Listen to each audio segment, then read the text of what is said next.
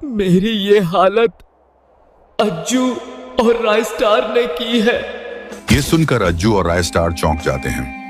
तुंग आगे बोला, तुम दोनों हर बार मेरा मजाक उड़ाते थे, मुझे मारते थे, लेकिन मुझे कभी बुरा नहीं लगा क्योंकि मैं तुम दोनों को अपना भाई मानता था। और इस बार मेरे जन्मदिन पर मुझे लगा था कि शायद मेरे दोस्त मुझे भी थोड़ा सम्मान देंगे, मुझे अपना भाई मानकर मेरे लिए एक अच्छा सा केक लाएंगे।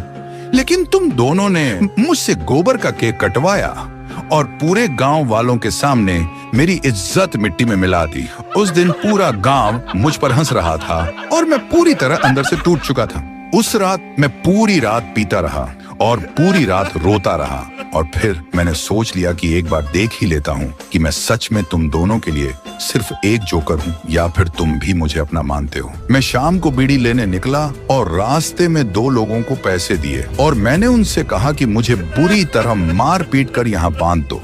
मैं मरना नहीं चाहता था, मैं बस ये जानना चाहता था कि अगर मैं सच में कहीं गायब हो जाऊं तो क्या तुम दोनों को कोई फर्क पड़ेगा। मैंने ये सब इसलिए किया ताकि तुम समझ सको कि तुंग कोई मजाक नहीं है, कोई जोकर नहीं है, बल्कि तुंग भी एक इंसान है। अज्जू और रायस्टार दोनों घुटनों पर बैठ गए, आंखों में शर्म थी। अज्जू ने कांपती आवाज में कहा, हमें माफ कर दे तुंग, हम तेरी हंसी को हमेशा मजाक समझते रहे, लेकिन हमें कभी एहसास ही नहीं हुआ कि उसी हंसी के पीछे तू अपना सारा दर्द छुपा रहा था। दोनों ने जल्दी से तुंग की रस्सियां खोली और उसे जोर से गले लगा लिया। रायस्टार बोला, आज के बाद कोई तेरा मजाक नहीं बनाएगा तुंग, तू हमारे लिए मजाक नहीं है, तू हमारी जान है। तुंग की आंखों से आंसू बह निकले और आज पहली बार उसने अपना दर्द छुपाया नहीं और फिर तीनों साथ साथ खुशी गांव लौट गए। तो दोस्तों, अगर आपकी जिंदगी में भी तुंग जैसा कोई दोस्त है जिसका आप हर रोज मजाक उड़ाते हो और शायद कभी उस पर हाथ भी उठा देते हो, लेकिन फिर भी वो हर बात पर हंस देता है, कभी बुरा नहीं मानता, तो ये वीडियो उसे भेज देना